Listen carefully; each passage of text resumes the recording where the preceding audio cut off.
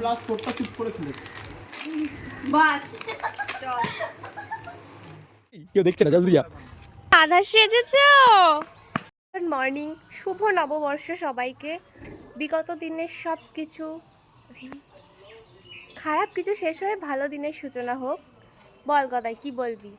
কিছু না, কিন্তু তুই যে বললি উনো খেলবি, তুই তো এখনো অব্দি যাসনি। হ্যাঁ, আমি এখন উনো খেলতে যাব। এখন মানে দুপুর 2টো বাজে।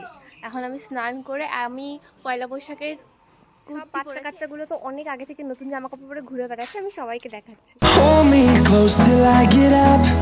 Time is barely on our side. বাচ্চাগুলোর রিকোয়েস্টে উনো খেলতে বসেছিলাম। আসলে ওরা যখন মামা বাড়িতে আসে তখনই আমাদের উনো খেলাটা হয় ওদের সাথে।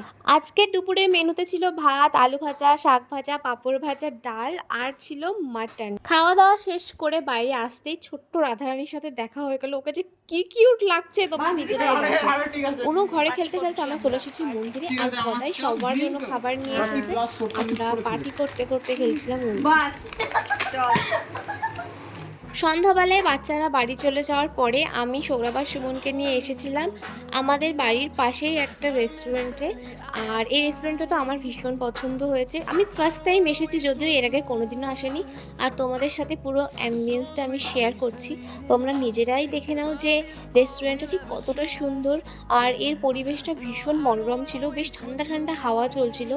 এখানে না অনেকগুলো ছোট্ট ছোট্ট কুটির আছে, যেমনটা আমি তোমাদেরকে দেখালাম। তার মধ্যে আমরা এই ঘরটাতে বসেছিলাম। আর এর পাশেই ছিল ছোট্ট আম গাছ, আম গাছে ছোট ছোট আমও ধরেছিল। তোমরা মানে কি বলবো, এত সুন্দর লাগছিল পুরো পরিবেশটা, এখান থেকে বাড়ি আসতেই ইচ্ছা করছিল না।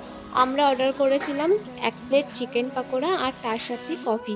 আমি কফি খেতে পছন্দ করি না, বাট এই কফিটা আমার ভীষণ ভালো লেগেছে। আজকের কফিটা আমি খুব ভালোভাবেই শেষ করতে পেরেছি। আর খাবারগুলো অনেক টেস্টি ছিল। খাওয়া শেষ করে পেমেন্ট দেওয়ার পরে আমি করছিলাম একটা রিল শ্যুট। এটা অলরেডি আমার ইনস্টাগ্রামে পোস্ট করা আছে, আর তার বিটিএসটা তোমরা দেখে নাও।